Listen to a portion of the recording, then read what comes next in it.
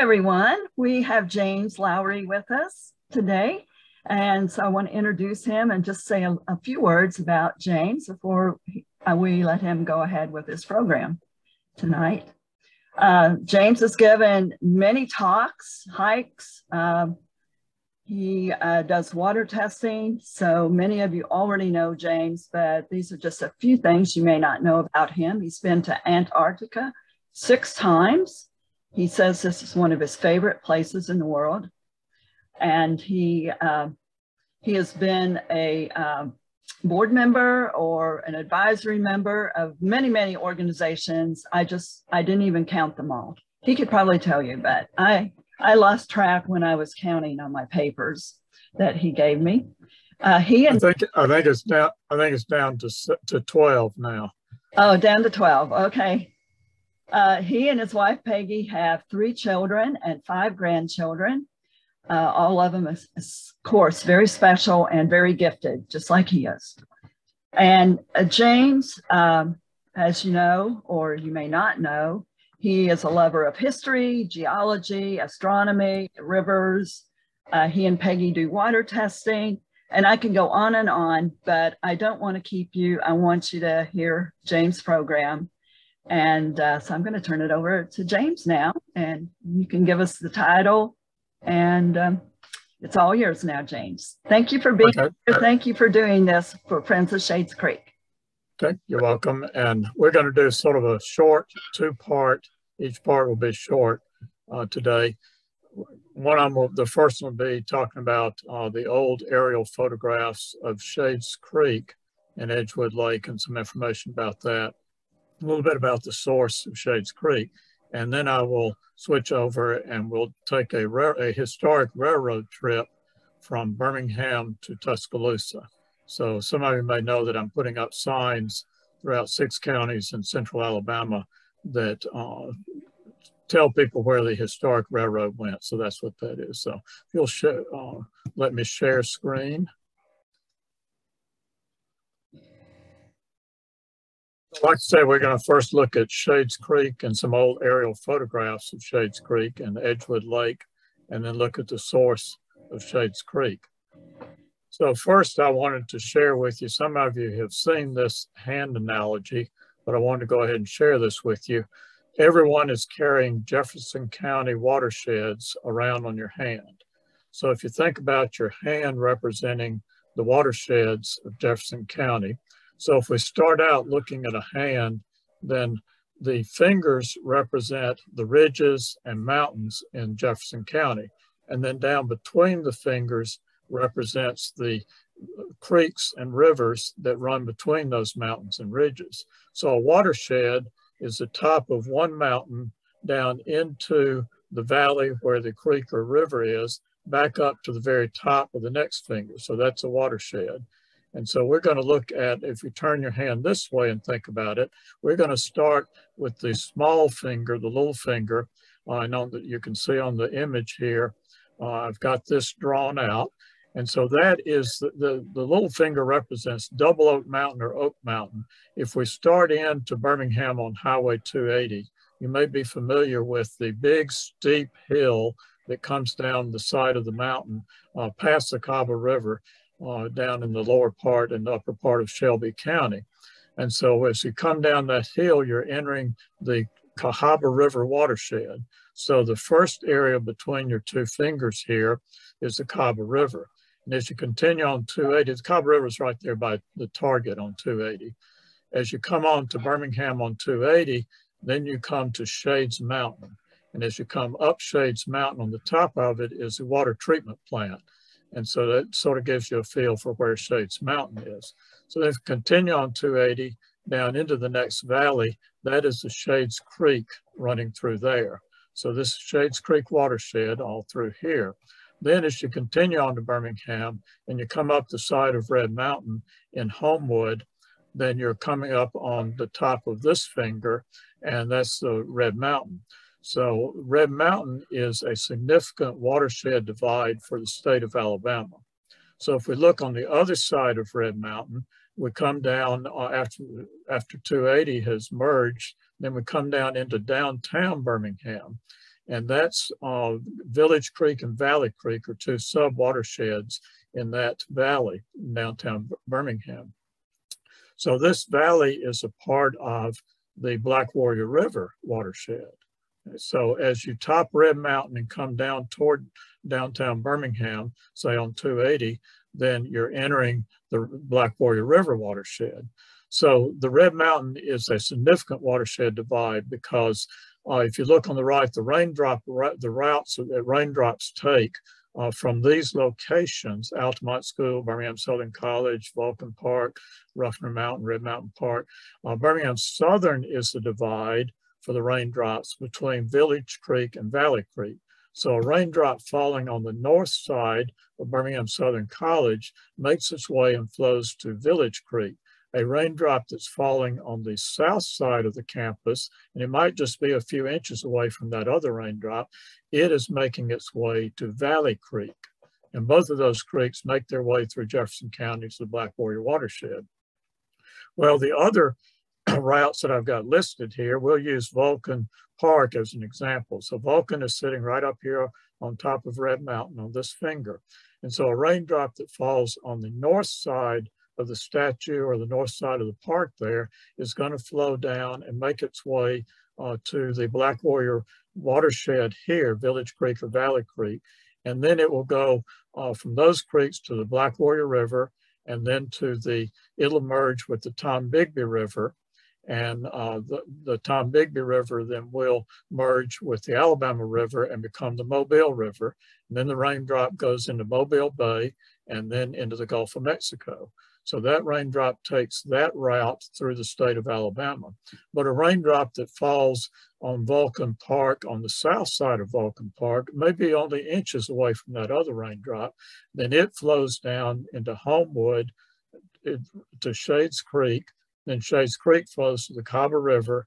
It goes to the Alabama River, which then merges with the Tom Bigby and becomes the Mobile River, then Mobile Bay, then the Gulf of Mexico. So those two raindrops falling literally inches apart from each other take an entirely different route across the state of Alabama to get to the same place, the Gulf of Mexico. So Red Mountain is a major watershed divide for the state of Alabama. So here we also see as we come out of downtown Birmingham, and there's a ridge north of downtown Birmingham, Sand Mountain, it's referred to part of the way. A lot of people call it Cemetery Ridge. And it's, if we switch over from Highway 280 that's ended and we switch over to I-65, then you come to the ridge there that has north of downtown that has a water tank beside the interstate. And so then that is a divide between the downtown sub-watersheds of Village Creek and Valley Creek and 5 Mile Creek. So if you go on Highway 79 out through Tarrant, in downtown Tarrant is 5 Mile Creek, and you'll cross it on Highway 79. And then you go on north of Tarrant and you get to a ridge north of Tarrant. And as you cross that ridge, you're entering the Turkey Creek watershed. And then north of there, there's a few more little ridges and little creeks before you got out of Jefferson County. But basically then everybody is carrying Jefferson County watersheds around on their fingers. Okay? So just as a reminder, as we start to look at the aerial photographs of Shades Creek and Edgewood Lake, just a reminder that the Wright brothers' first flight was in 1903. So I want you to keep that in mind, that date in mind, as we look at the next few slides.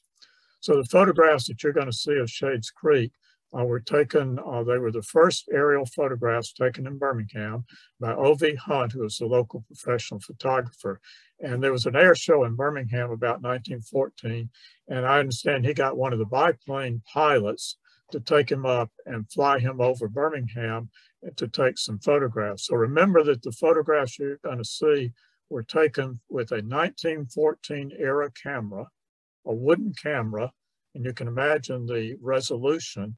I want you to notice the resolution, the tremendous resolution that he got out of these, and a shaking biplane that was a Wright brothers type plane, and the photographs that he was able to get are phenomenal. So just to put a little bit in perspective, remember the first flight by the Wright brothers was in 1903. And by early 1908, there were 12 pilots total in the entire world. The first female pilot learned to fly in 1909 and was licensed in 1910. But just 4 years later, to show you how fast the airplane industry happened, just 4 years later, by 1912, there were hundreds of different aircraft types in 39 countries around the world. The air shows at that point had 400,000 total attendance. And in 1914 was the first commercial airline ticket was sold. And that's the same year that these Shades Creek photographs were taken, that you'll see. So just as an aside, we think of Lindbergh flying across the Atlantic as the first solo pilot. But before that, in 1919 was the first airplane that flew across the Atlantic Ocean, and it had a crew of 6, and it stopped several places to refuel and for the crew to rest. But then just 2 weeks later, a crew of only 2 flew nonstop for the first time across the Atlantic. And someone has told me that there are more old aerial photographs of Alabama than any other state. There are several reasons. There was an aerial photography school in Montgomery. So if you're going to teach people aerial photography, you don't fly them over to Kansas and fly over Kansas. You fly over Alabama, and you take photographs and teach them. And so a lot of those photographs have been preserved and are in the archives in Washington, D.C. There also were a lot of railroad industrial facilities. So that's a lot of what the aerial photography was taking, was pictures of railroads, pictures of industry, because, you know, pictures of farmland nobody cared about. So there's a lot of that in Alabama and Birmingham. And then there was a photography wing out at the National Guard, the Air National Guard facility on the north side of the airport, was for a long time a photography wing. So they flew photography flights and training flights to teach the Air National Guard people to take photographs. Well, they've taken off from Birmingham, and they took a lot of photographs of Alabama. So this is just another aside. This is a state brochure, a flyer, an ad for Alabama State Fair in Birmingham, October 1910. Remember, the first flight by the Wright brothers, 1903. And so if you look here, this is a Wright flyer. So this is a Wright brothers style flyer that came to Birmingham and did flying and gave people flights as part of the Alabama State Fair. So here is O.V. Hunt, pre-1914, flying in one of those Wright brothers type biplanes. Remember, it was probably shaking. You can see the struts here and the wires, the cables holding the wings together. You'll see those in the photographs you're going to see. Here's his old wooden box type camera. And so the photographs that he was taking from this biplane came out to be phenomenal. So the first airplane flight, like I said, was across the Atlantic. It was a crew of 6, just to give you a feel for what that looked like. Still a biplane, but a much more massive. And then here was the plane that flew the first nonstop across the Atlantic. It was a 2-engine, and it had a crew of 2 that flew nonstop. So the airports in Birmingham, they were called airfields or air parks back then. There was a Dixie Field and a Central Park Field, and then Roberts Field. We're going to look at Roberts Field. So this is the Thomas blast furnaces. Thomas furnaces, the remains are still there. Some of the structure is still there, right next to Arkadelphia Road, just north of Birmingham Southern College. So it was a huge, one of the biggest blast furnace operations in this area. And these piles in the middle of the picture here above the blast furnace are all slag. That's all the waste material coming out of the furnaces that they didn't care about and just piled it up there. But then in the distance here, you can see Roberts Field. Roberts Field is near the first Inslee exit as you're going on the interstate toward the west. After the Arkadelphia exit, then the first Inslee exit is where Roberts Field was. So here it is. I'm highlighting the biplanes here that are parked there at the airport. Zooming in on the photograph here, you can see the little biplanes lined up here. And then this is a ground level view in 1919 of Roberts Field with the hangars and the old cars there. And then they came and built the first air park building that was where the current Birmingham Airport is. So many of you may remember that you used to driving to the airport terminal, you came past this building here, this that was columns in the front, white building. And so this was the first airport built where we now, or the air facility built where we now have the Birmingham Airport. Then later there was a second one built here on the left. There was a sort of a one-story linear airport. So that took the place of this one. And then they came farther west and built what we know of today as the Birmingham Airport. So at one point, there were three lined up there. All three were there. And then they tore this one down, and later they tore the other one down. So here's the backside of that same airport. By this picture, they had added a control tower on the top. And then this is one of the Delta airplanes sitting there behind that airport. So some historic photographs of Shades Creek is what we're going to look at now. So again, a reminder that these photographs were taken by this photographer in a plane like this. So the source of these is the Air University in Montgomery has these photographs. And I found out, we have been wondering as Friends of Shades Creek, what did Shades Creek look like across from current day Samford University before it was channelized. So now it's been channelized. It goes straight from Brookwood Mall straight to the Green Springs Highway, and we straightened it. So what did it look like before that? Because we assumed it meandered, which it did. And so I found out that Alvin Hudson had some old aerial photographs of that area. So he came by my office. I made photocopies of his photographs. I then later scanned those photographs to put in my PowerPoint. So what you're going to see is scans of photocopies of the original photographs that he had. Okay, so just keep that in mind when you look at the resolution of these. So here's an example of one, Bovee Hunt's pictures. And you'll notice that the struts and the cables holding the two wings of the biplane together are out of focus because he was focusing in the distance here. But just look at the trees, that you can see the limbs, the leaves on the trees. So phenomenal resolution that he was able to obtain with that camera. So here's Edgewood Lake, and here's meandering Shades Creek going through there before the dam was built. So the dam is being built down here at the bottom. And just some parts of that. So here's meandering Shades Creek. Then there was a pavilion here. You'll see closer up picture of that. This is the future Lakeshore Drive. The future Green Springs Highway is across here. Okay. And so the developer that was developing this whole area and building houses, he liked race cars. And so his idea was to build a racetrack, automobile racetrack around the lake that he was creating. The lake was being created by the dam. And so this never did get completed as such, but it became South Lakeshore Drive. And there along the Homewood Preserve, you drive on South Lakeshore Drive. Then farther down here, it's sort of been destroyed. There's a piece of it, but it's been destroyed by development and building over here on this part. So as we look closer here, this is the pavilion.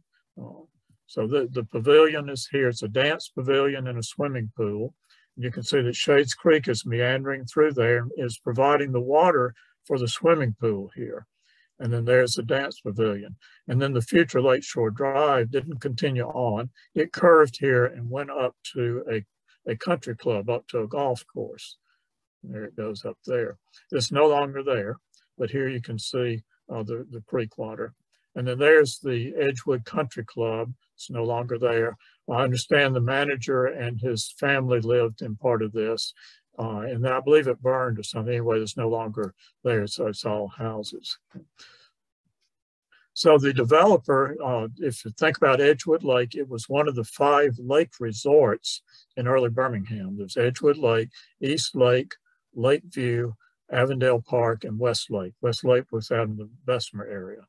So those were the 5 considered resort lakes in the Birmingham area. Edgewood Lake was 117 acres. The automobile racetrack I mentioned. And then the developer named the streets along the lake, the streets coming down to what we know of as Lakeshore Drive. They named them after famous lakes and water features around the world. Also Lakeshore Drive. Why is Lakeshore Drive named Lakeshore Drive? Because it went along the side of the lake, of the shore of the lake there. But Lucerne Boulevard, Henry lives here. Fair Harbor Drive is the first street going east from Green Springs Highway. Fair Harbor Drive, Parkway Road, Riviera Road, Lake Ridge. There's no lake for the ridge there, Lakeview Drive, etc. So the developer in putting in the dam was actually trying to hold back too much water, because the Shades Creek watershed is a huge watershed at that point. Shades Creek, as we'll see, starts way up past Irondale, up by the Gadsden Highway. And it's got Ruffner Mountain and Red Mountain on one side, and it's got Shades Mountain on the other side. So that's a lot of watershed all the way down to in Homewood. So they were basically trying to hold back too much water. The rule of thumb for most lakes is a 10-to-1 ratio. You need 1 acre of lake for every 10 acres of watershed. Well, they were way over that. So the dam broke. Full-size trees, even today, you can go out there and you can find full-size tree trunks flowing down Shades Creek during a flood. So the trees came barreling down the lake and hit the dam during flood time. So in 1923, it broke. And then the Ku Klux Klan held its biggest gathering ever in the lake bed after the water drained out. And future federal judge Hugo Black was actually in attendance at that gathering. Well, they built the dam back, or repaired it. And in 1935, same thing, broke again, and they repaired it. And then 1946, the year I was born, it broke again, and they gave up on it. So they did not fix it after the last break. And it was drained for repairs, and they just never rebuilt it. So the large trees that are in the former lake bed that you walk beside and amongst as you walk on the Shades Creek Greenway, those trees, we know exactly how old they are, because they did not start growing until the lake dam broke, and they no longer built it back. So the trees started growing then. So this is a view when the dam was, before the dam was built and when it was being planned here. This is the future Lakeshore Drive. Green Springs Highway is just past here. So this is Griffin Creek Bridge. Then here the dam has been built and the water is starting to fill up the lake.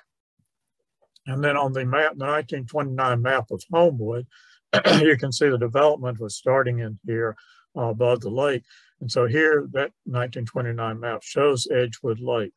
And so this will be the future Lakeshore Drive. They've actually got it there at that point.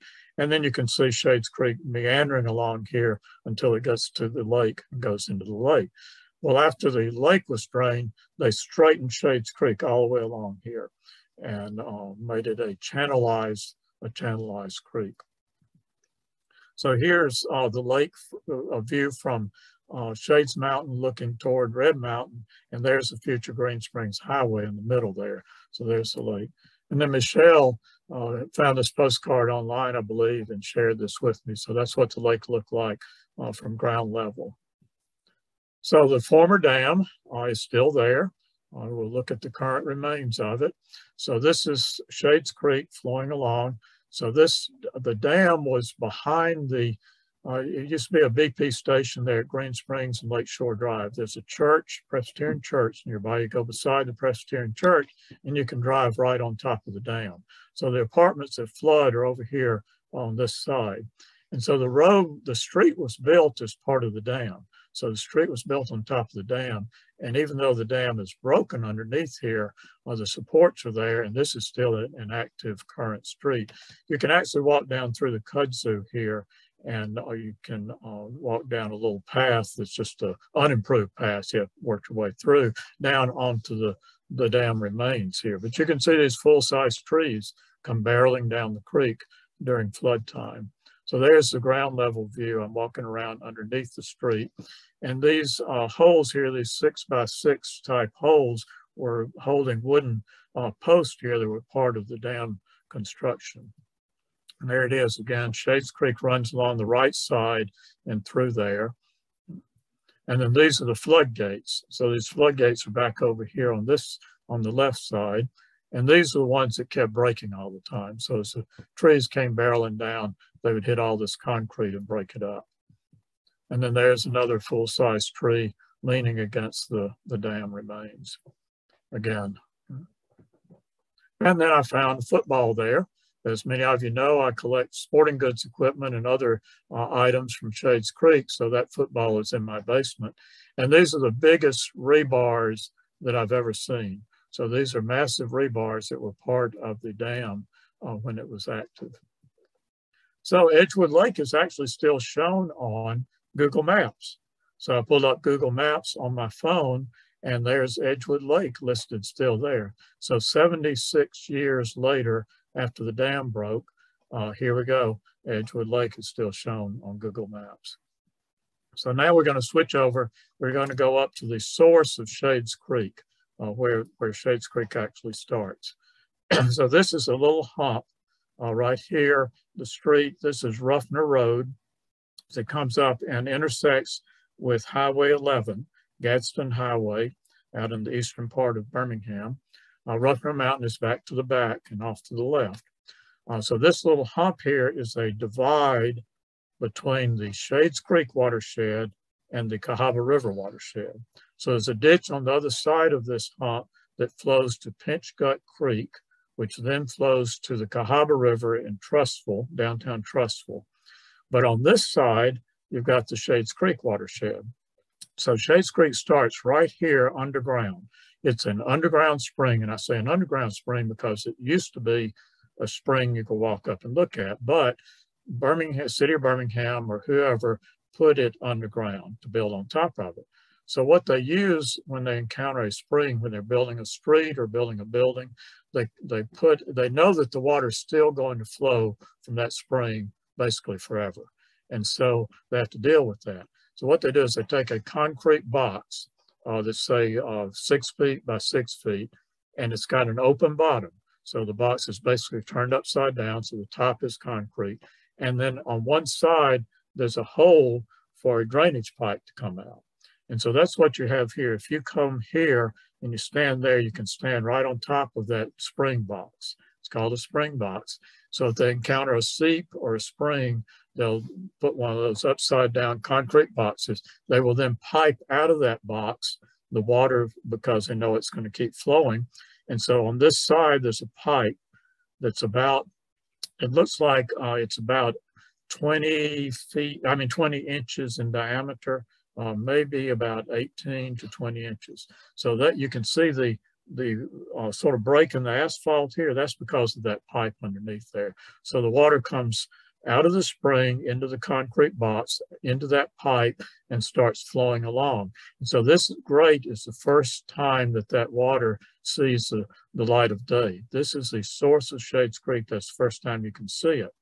And it runs there all the time. One of the good indications in the Birmingham area that water is coming from a spring is if it's flowing even in a drought situation. So this water is there virtually every time I've ever been there and looked down in there, that water's still flowing. As a matter of fact, I was there last week, still flowing. Okay. So here's the first grate there looking down through, and you can see the water, you can see the pipe. And then that's where that grate was. Then you continue on, the pipe continues on. This is a clean out kind of structure here, and it goes on through this second grate. You can look down in and see the water. There you go, right there. And then the third one. So the source up here, light of day, and then flows under this one. Here's another grate for the stormwater to flow into it. And then there's that one, and you turn around. So we were up here by this car. You turn around and look, and this is the first time the water is out from underground. So this pipe then is the same pipe coming along here. So this is the first of Shades Creek that you'll see is not underground. So as you turn around, you look, and this is the first street crossing. So the water is flowing under here at Shades Creek at Parish Lane. Then you continue on down the road here. There's the other view of Parish Lane. And you'll notice this hump here where the railroad tracks are. Well, that also is a divide between the Cahaba River and Shades Creek watershed. So there's a little pond over here in someone's backyard, and the water from that pond flows again to Pinchgut Creek and Stinking Creek and on to the Cahaba River. So the water is continuing on flowing here, just to show you those parts.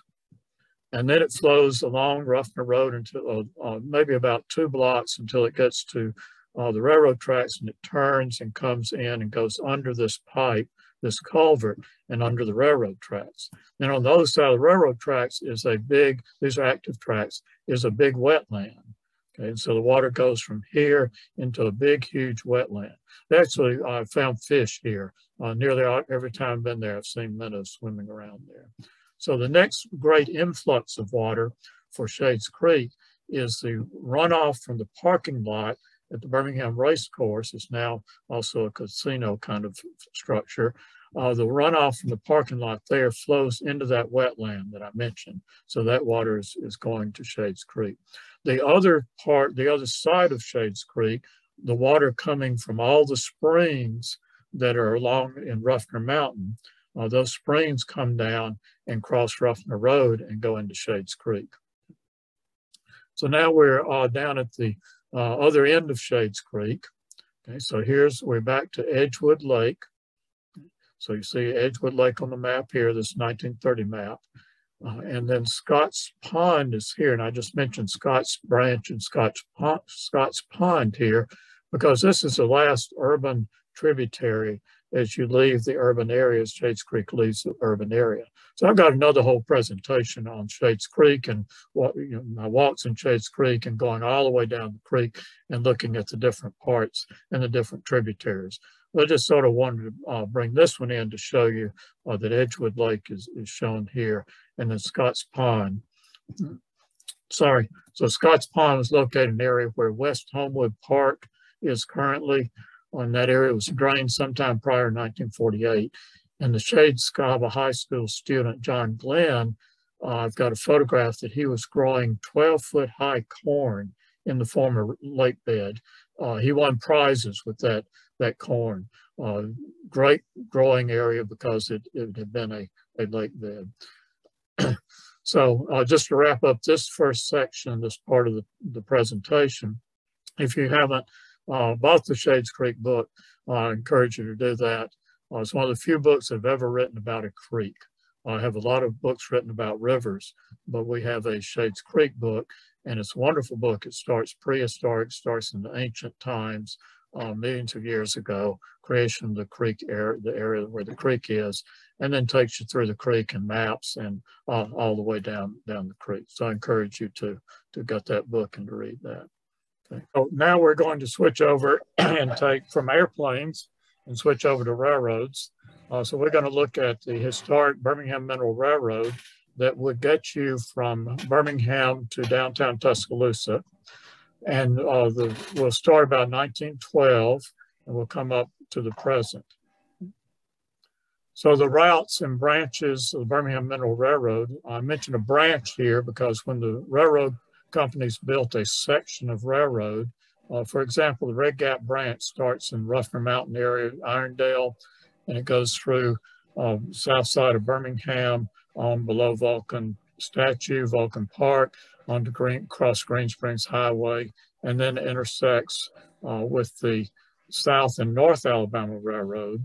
So that when it intersects with that, it was another L&N system or another part of the system, then that's the end of that branch. So a branch was just a discrete part of the railroad system that they would name and could refer to it that way.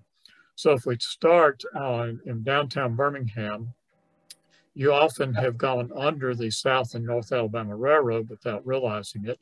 It's now CSX tracks. L&N company morphed into what we know as CSX now. But when you're on 6th Avenue South and you go under the underpass there, under the railroad tracks, that floods a lot, you know, that street floods a lot, then you're going underneath the historic railroad, the South and North Alabama part of the L&N. So then you intersect with the North Branch, the Birmingham Mineral Railroad, just west of Green Springs Highway at the George Ward Park. So across the highway there and behind the buildings is active railroad tracks. And that was an area called Magella or Magella. We think is a combination of two female names, maybe Margaret and Ella.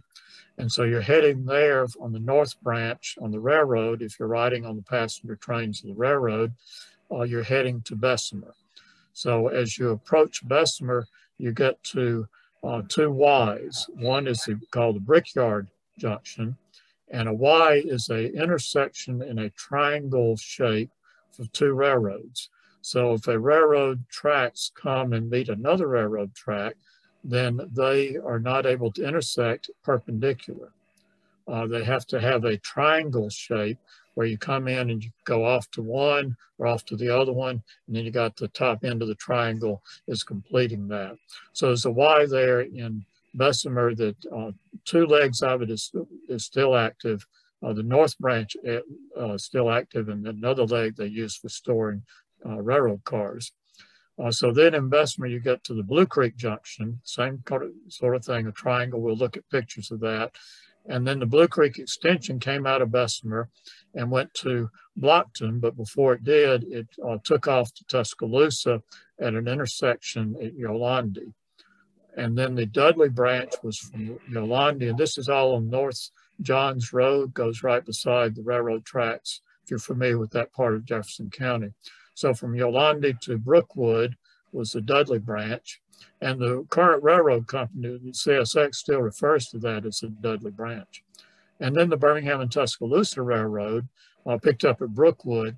And interesting that several people have told me that L&N did not call it the Birmingham Mineral Railroad or L&N Railroad coming into Tuscaloosa when they were building it, because they didn't want the railroads that were still they were already in Tuscaloosa to think that the L&N was cutting into their business. So they called it the Birmingham and Tuscaloosa Railroad.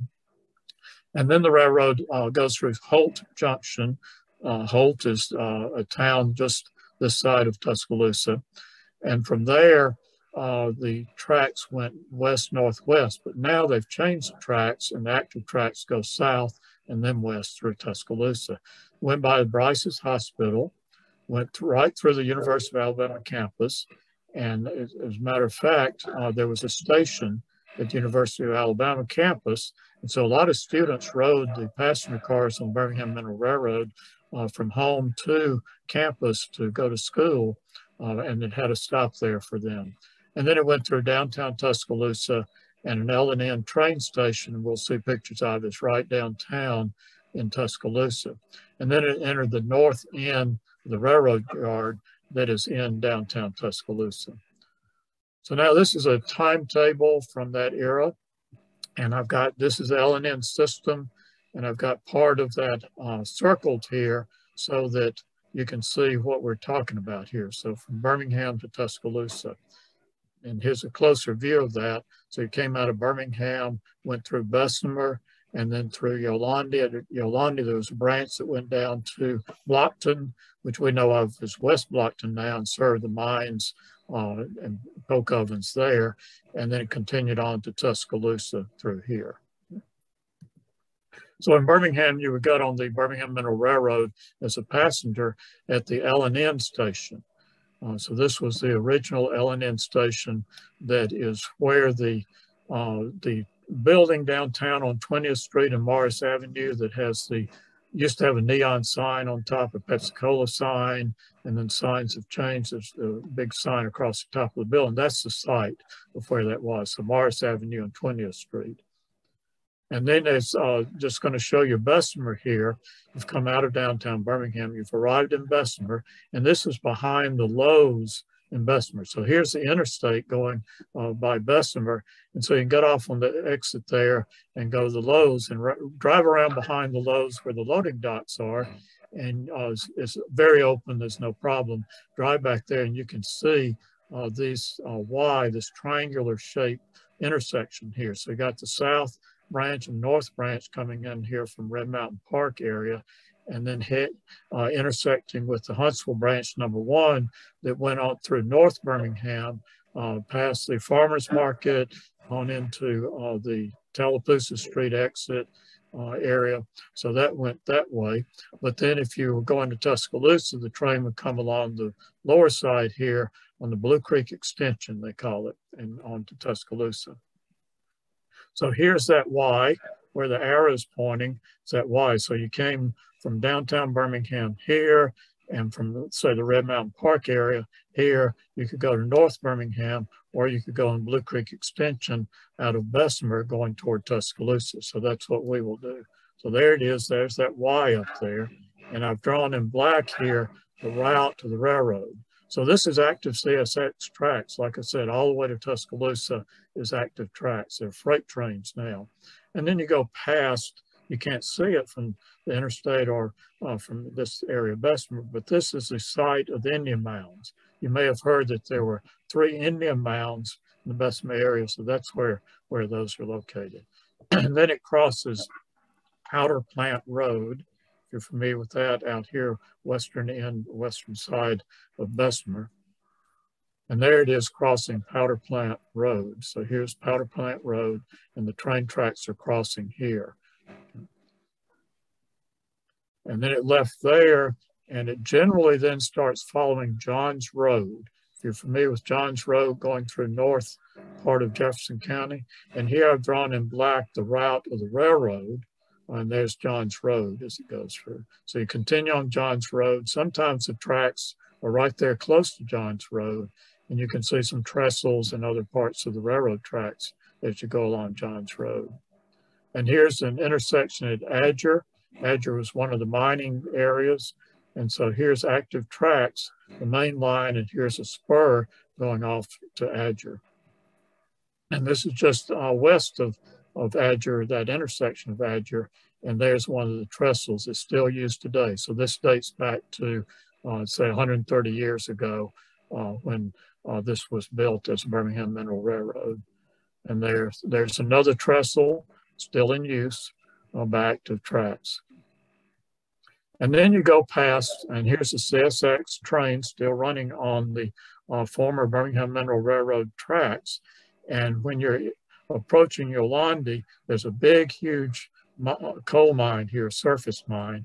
And parked, at least when I took these pictures, parked beside the railroad tracks and as part of this mining operation is the biggest drag line in Alabama. Okay. So it's a gigantic structure. Here you'll see where you are down here in the lower part on the map. You'll see that a satellite view, a Google Earth satellite view, is showing that drag line. It's so big. Okay, so the blue line is the railroad tracks as we follow along Johns Road. So there's a view of the drag line. And then here's the drag line. You can see how it dwarfs these big earth-moving machinery here. I've actually been inside this when it was active, when it was running. And it's like being in a whole factory. It's so big in there, and it rotates. You don't get the feel of the movement. It's just so big and massive. So what they do with this is they use the bucket here to pull the material out of the pit. They blast a high wall into the opening into the pit. Then they've got to dig all that rubble, all that overburden that's not coal, got to dig it out and pile it up as they do here. And then they can get to the coal seam. And then the drag line moves farther, they blast some more. So this is the bucket. And to show you the size of the bucket, on one of our paleontological field trips, we all got inside Mr. Tom, the drag line's name, Mr. Tom. We all got inside the bucket so you can get a feel for the size. And then another field trip, even more of us, there's the bucket sitting in being worked on. So just massive bucket. And so you can imagine the size of the drag line that's moving that thing. So there's Yolandi, and then you move on along the railroad here, and your nearest towns there continuing along Johns Road area is Abernat. You may be familiar with the exit. There's an exit on the interstate for Abernat. And so then here's the road that goes along to Brookwood and on to Tuscaloosa. But the railroad then has moved away a little bit and is continuing on this way. Okay. So then here's the BMR continuing on. So here's that Highway 216. So some places you can get from Highway 216 and it crosses the railroad track. So I'm going to be putting some of my signs along those places so people will see. And this is all active tracks. So if any of you know the area, Hurricane Creek area and the Hurricane Creek Keeper, he lives right near here. So this is a railroad bridge over Hurricane Creek.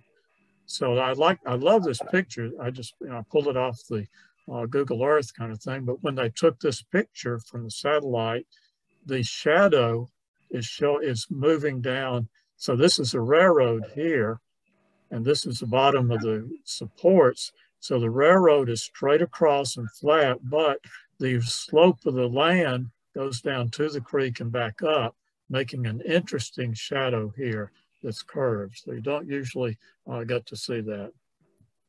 So then it comes into Holt, which is just this side of Tuscaloosa, and Holt Junction.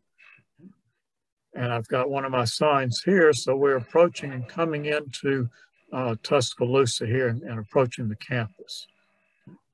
So this is a water treatment plant that's right by Jack Warner Parkway is here, and then the main drag, University Boulevard, down here.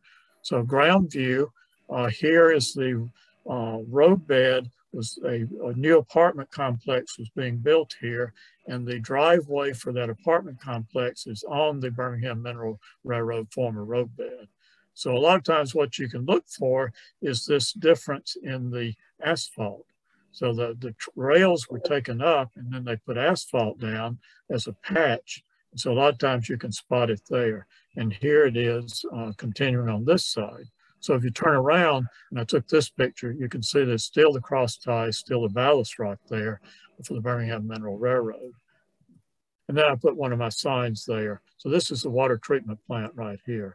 And this is the road here. You'll notice that what happens a lot that when you're looking for the roadbed is it'll be a slope up, especially in the Birmingham area, up the mountainside, then it'll flatten out. No reason for this to flatten out except that it was a railroad. And so the railroad had to stay flat, couldn't be over 2% grade. So it flattened out, the railroad went across, and then it continued on up the slope here. So here we are, here's where we were on the right-hand side of the water treatment plant. And then the railroad comes along here through some woods and goes under McFarland Boulevard. So this is the Campus Drive, East Campus Drive here. So we're in the midst of the campus here on the north side of the campus. And so it came on in through here. And actually you can still see some of this roadbed, especially over here because you've got the street, East Campus Drive here, and then offset a little bit is a little hump in the grass. And then you've got the flat grass. So this is the Bryce Hospital area. And so it had a stop there at the hospital. The railroad had a station here. So it's actually went right through the campus. So the next photos you're going to see is the aerial photograph of the University of Alabama campus and the railroad there. So this is from a 1932 L&N Employees magazine. Okay. And the photograph was taken by the observation squadron in Birmingham. Remember I mentioned there was a squadron of airplanes, Air National Guard, that took it was a photography squadron. So they took this picture. Okay, so here's the campus. You can find Denny Chimes here. Okay, so back here on this side is the railroad coming through. Okay, so I'm going to just point you out some things here. So here is the water tank. Let's see if I've got this. Yeah. So here's the water tank that was beside the railroad tracks. So here are the railroad tracks. You had to have water for the steam engines. And then looks like a train sitting on the tracks here. So this may be a caboose or an engine. And so that was the stop for the University of Alabama campus for the students to ride the train and got off there. It continues on after it leaves the campus, continues on toward downtown. So the river is on the left here, and the Warner Parkway is on the left here down the hill. So here's a flat spot. Again, the hill coming up, flat spot, and then the hill continues up, but you had to have it flat for the railroad. So the railroad went right through here, and this is Jim and Nick's Barbecue to give you a feel for where you are. Then it went beside the depot. So this is the L&N train station in downtown Tuscaloosa. It's still there. It's been converted to a restaurant. And I think it's changed hands now. The restaurant may be a different name now. But right here, the grassy part is where the train tracks were. And so this was the baggage area and the freight area back here. And then this were the waiting rooms here. And beautiful restoration inside there. That you can still see the marble covering on the walls and the chandeliers and all there. So that's downtown Tuscaloosa. And then it's continued on to the right. Here's the other entrance of it. Okay, so here's the former owner of the restaurant and owner of the building. And he let me put my sign up there. I was very proud to have this designated as a historic spot. So then there's more. You leave that restaurant in the distance here and you continue on. And again, it's a slope down, slope up to downtown Tuscaloosa. And here's the flat area. So the railroad came right through here and it's right next to the Tuscaloosa News building. I think that's, the building is still there, but I think the Tuscaloosa News is no longer there. Went right beside there and then crossed the street here and continues as a flat slope here, or flat here, even though it slopes up and slopes up. So this is going into Capitol Park, if you're familiar with that, in downtown Tuscaloosa. Then there was a little surprise here in the woods. So this sidewalk is on the railroad roadbed. And then I look down on the side. There's a sidewalk up here high. And I look down and there was a rail from the Birmingham Mineral Railroad that had just been thrown over the side.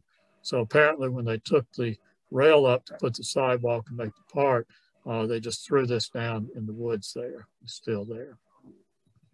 So then it leaves the park, goes around through the park on the edge, and then it enters the yard, the big railroad yard that's in downtown Tuscaloosa. And at that point it is ended and is merged with the other tracks that are there. And you can see this was a street going across. You can see the abutments that went across the railroad here. So now you've traveled from downtown Birmingham to downtown Tuscaloosa on the historic Birmingham Mineral Railroad. Okay. Thank you all for your attention, and you can let me know if you have any questions by email, or let Michelle pass any questions on to me if you have, because this is just a video recording for you. Okay. That sounds good, James. I do have a couple of questions for you if you want to answer those. Sure. Today. What happened to the station, the railroad station in Birmingham that you said it was at Morris and 20th Street?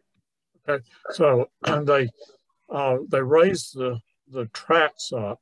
So in 1930, they raised the railroad tracks that were serving that station. So you saw that the railroad tracks beside the building was where you got onto the train, and those were street level.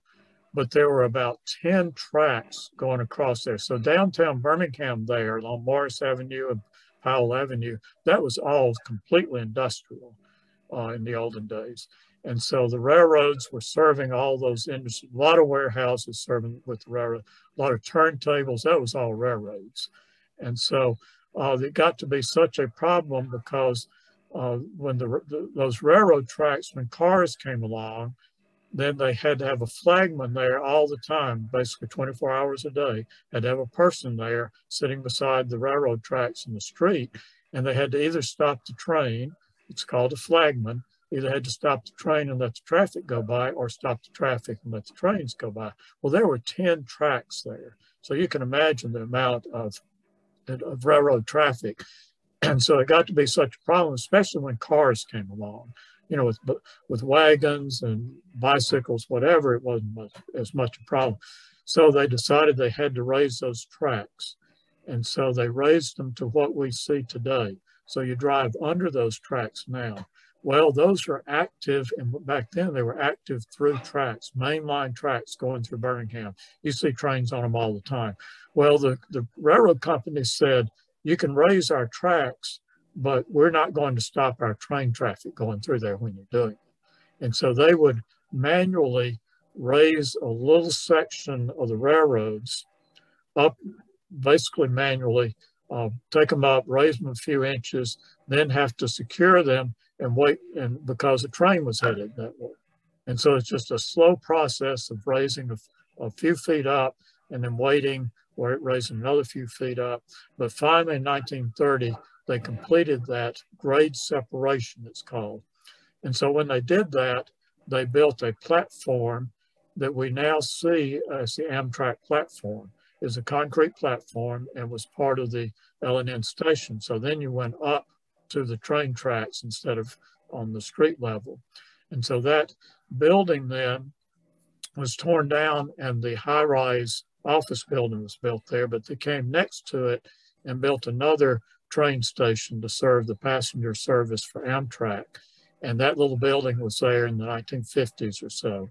I've actually got a picture of it that I should add in here. And so it was using that same concrete platform that was used by the Birmingham Mineral. And then that building, they outgrew that building. So then they destroyed that. And right next to it, they built what we then thought of as the Amtrak station, which now has been destroyed. And a new Amtrak station and bus station is sitting there now. So it's the new one, the current one is a block away, is on the next block from that one that you saw in the picture. But when you get on the Amtrak train today, you go onto the platform that's the original 1930 platform for the passenger station, and the overhead roof and the steel girders are the original 1930 steel girders and roof above your head on that platform. So good question. Okay, thanks. That tells me a lot. I had one other question. The Indian mounds that you were talking about, are they still there? No, they were destroyed several years ago. Before they did, the archaeologists from Tuscaloosa came and did some archaeological digging in the mounds. But a lot of the Indian mounds throughout Alabama, there were a lot of them in Alabama, and a lot of them got destroyed through the years. People, farmers or whatever, wanted to farm the land, so they would, take them down. Because they needed flat land for farming or for cows, but also a lot of times they would use the dirt. So if they need dirt filled somewhere and there was a mound, then they might go and just, take the dirt from the mound. So a lot of them were flat and were destroyed. And those in Bessemer, outside of Bessemer, the same thing. They were, the archaeologists luckily were able to do a dig there and document things and measure them, that sort of thing. But then they were brought down. As a matter of fact, there's farming on one of them, on two of them. Two of them are parts of a farm right now, a horse farm.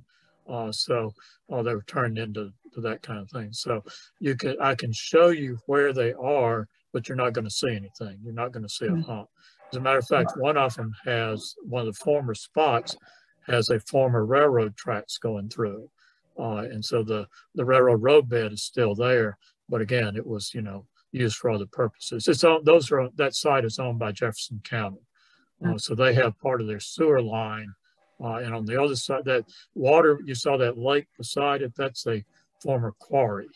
And part also of building that quarry and digging that stuff out, they destroyed some of the mounds. And then they rerouted Village Creek there, or Valley Creek. Anyway, they rerouted the creek, yes, Village Creek, over to the other side of the quarry. And that's where we see it today, next to the water treatment plant. The sewage treatment plant out there. Okay, good. Well, that was all very interesting. A great ride from Birmingham to Tuscaloosa. And Yeah, next time I go to Tuscaloosa, I'll look for some of these landmarks that you were talking about here, and I'll include an email. They can send questions to me, and Yeah. we'll get them to James. So if you have questions, just use the email address, send your questions. I'll send them to James, and that way we can share them, and we'll get James answers. So, okay. And I can do these presentations or my regular longer Shades Creek presentation anytime for any group that wants it. So keep it in mind. All right, great. Thank you so much, James. And you have a good afternoon. Okay, thanks.